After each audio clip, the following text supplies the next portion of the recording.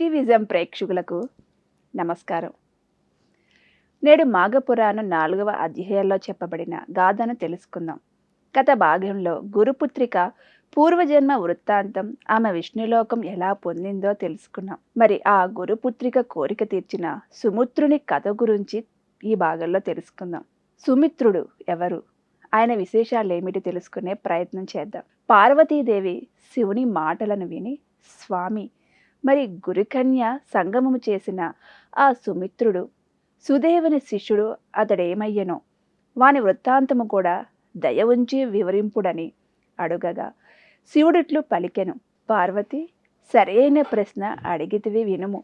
సుదేవుని శిష్యుడును తాను చేసిన గురుపుత్రిక సంగమమునకు పశ్చాత్తాపపెడెను. చనిపోదునని గురుపుత్రిక బెదిరించుచే భయపడి ఆమెతో వ్యభిచరించితనని అతడు బాధపడుచుండెను. తుదకు తనలోని బాధను భరింపలేక గురువు వద్దకు వచ్చి నమస్కరించి ఇట్లు పలికెను.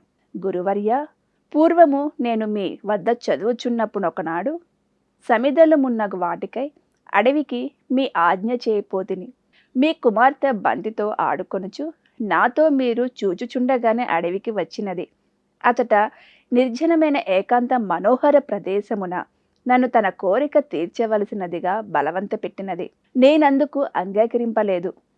అప్పుడామె, ఓయి, నీవు నా మాట విని నన్ను కూడనిచో నన్ను సుఖపెట్టనిచో నేనిచట నా ప్రాణములను విడిచెదను అనగా బలవంతముగా ఆత్మహత్య చేసుకొందును. నేను లేకుండా నీ వింటికి పోయినచో నా తండ్రి నా కుమార్తె ఎక్కడయని అడిగిన నీవేమని చెప్పగలవు? నీ గురువైన నా తండ్రి నా యందలి ప్రేమచే నిన్ను తప్పక శపించును. మూర్ఖుడా, ఇప్పటికైనను నన్ను పొంది సుఖించుము. నన్ను వేగముగా కౌగలించుకొనుము. రమ్ము, నా కోరికను తీర్చుమని అనేక విధములుగా నిర్బంధించినది. నేనును మీ శాపమునకు భయపడి ఆ అరణ్యమున నీ పుత్రికతో రమించి ఆమె కోరికను తీర్చితిని. తరువాత ఆ విషయమును మీకు చెప్పుటకు భయపడి తిని మీ కుమార్తె చేసిన ద్రోహము వలన నేను పాపమును పొందితిని. దయించి క్షమించి ఈ పాపమునకు ప్రాయశ్చిత్తమును బోధింపుడని ప్రార్థించెను. సుమిత్రుని మాటలను విని సుదేవుడు కొంతసేపు విచారించి ఇట్లు పలికెను. ఓయి, నువ్వు ఇతరుల ఒత్తిడికి లోనే చేసిన పాపమునకు ప్రాయశ్చిత్తము నడుగుచున్నావు. వినుము. అన్ని నదులలో మిక్కిలి ఉత్తమ నది అయిన గంగా తీరమునకు పోయి 12 సంవత్సరముల పాటు తపమాచరింపుము. అదే నీకు తగిన ప్రాయశ్చిత్తమని పలికెను. శిష్యుడైన సుమిత్రుడును గురువు చెప్పిన ఉపదేశమును పాటించి గంగా తీరమునకు ప్రయాణమయ్యను. అతడు తన ప్రయాణములో ఒక చోట ఒక దివ్యమైన ఆశ్రమమును చూచెను. ప్రయాణము చేయవలసిన ఇతడు అతట విశ్రమించదలచెను. అతటి వారందరూ శిష్యులు, మిత్రులు, కుటుంబ సభ్యులు మున్నగు వారితో మాఘస్నానము చేసి శ్రీహరిని ఆ సరస్సు తీరమున పూజించి మాఘపురాణమును వినుచుండిరి. సుమిత్రుడు కూడా వారికి నమస్కరించి, మీరు చేయు వ్రతము ఏమిటి? దయయుంచి వివరింపుడని ప్రార్థించెను. ఈ వ్రతమునకు ఫలమేమి? దీనిని చేసినచో ఏ లోకము కలుగును? మీరు పూజించున్నది ఏ దైవమును?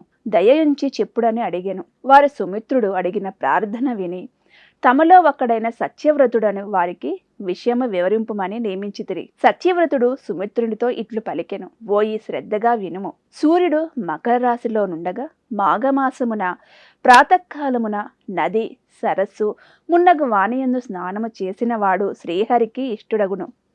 ఇట్లు మాఘమున ప్రాతకాల స్నానము చేసి తీరమున శ్రీహరిని అర్చించి శ్రీహరి మహిమను వివరించు పురాణమును వినుచు మాఘమాసమంతి గడుపుట పుణ్యప్రదమైన వ్రతము. మాఘ స్నానము మానినవాడు, సత్య శౌచములను విడిచినవాడు, పరులను నిందించువాడు, బ్రహ్మహత్య చేసిన వానితో సమానులు, అబద్ధపు సాక్ష్యమును చెప్పినవాడు, దురాచారుడు, స్త్రీ సాంగత్యము లోలుడు, మాఘస్నానము మానినవాడు, బ్రహ్మహత్య చేసిన వానితో సమానులే ఎగుదురు.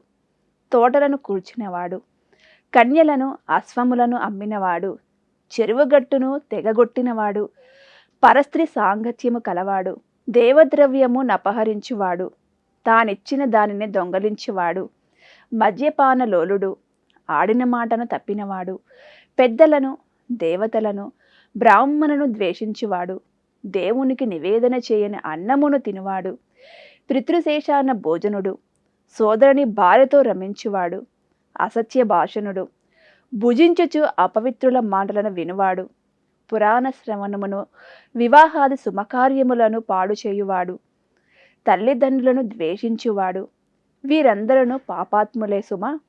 మేము చేయుచున్న ఈ మాఘమాస వ్రతమును పాటించినచో ఈ పాపుల బుద్ధులు మారి పరిశుద్ధులై పుణ్యములందుదురు. మాఘస్నానము చేసి తీరమున తులసీ దళముతో మాధవు నర్చించిన వాని పుణ్యము అమితమైనది సుమ. వ్రతాంతమున చేయు అన్నదానము శుభ ఫలప్రదము. ఈ వ్రతమాచరించిన వానికి పునర్జన్మ ఉండదు అని సత్యవ్రతుడు మాఘస్నాన వ్రతమును పెక్కు విధములుగా వివరించెను. సుమిత్రుడును వారికి తాను చేసిన పాపమును గురువు చెప్పిన ప్రాయశ్చిత్తమును వివరించెను. అప్పుడు వారి మాఘస్నానమును 3 దినములు చేసిన సర్వ పాపములు నశించును. కావున ఈ మాసమున ఇంకను 3 దినములు మిగిలియున్నది. ఈ 3 దినములను మాఘస్నానమాచరించి ప్రాయశ్చిత్తముగా గంగా తీరమున తపము చేయుమని సుమిత్రునికి హితము పలికిరి. సుమిత్రుడును వారి మాట ప్రకారము మాఘమాసము చివరలో మిగిలిన 3 దినములను మాఘస్నానమును చేసి గంగా తీరమునకు పోయి ప్రాయశ్చిత తపము నారంభించెను. నిశ్చలమైన అతని తపము తీవ్రమై వర్ణింపరాని తీరులో నుండెను. ఈ విధముగా 12 సంవత్సరములు గడిచినవి. అయినను మానక అతడిట్లు తపమాచరించుచు చక్రపాణియగు శ్రీహరి కృపా విశేషమునంది అనుగృహితుడై మాఘస్నాన ప్రభావముచే గంగా తీర తపమాచర్యచే కేవల ప్రాయశ్చిత్తమునేగాక మోక్షమును కూడా పొందెను. పార్వతి, నీవడిగిన సుదేవ శిష్యుడగు సుమిత్రుని వృత్తాంతమును పూర్తిగా చెప్పి తిని సుమిత్రుని పాప వినాశమును పుణ్యప్రాప్తిని వివరించు ఈ కథను మాఘస్నానము చేసినవాడు శ్రీహరి పూజానంతరము ఒక్కసారి చదివినను వైకుంఠమును చేరును. వాని పితృదేవతలను తమ పాపములను పోగొట్టుకొని వైకుంఠము పొందుదురు.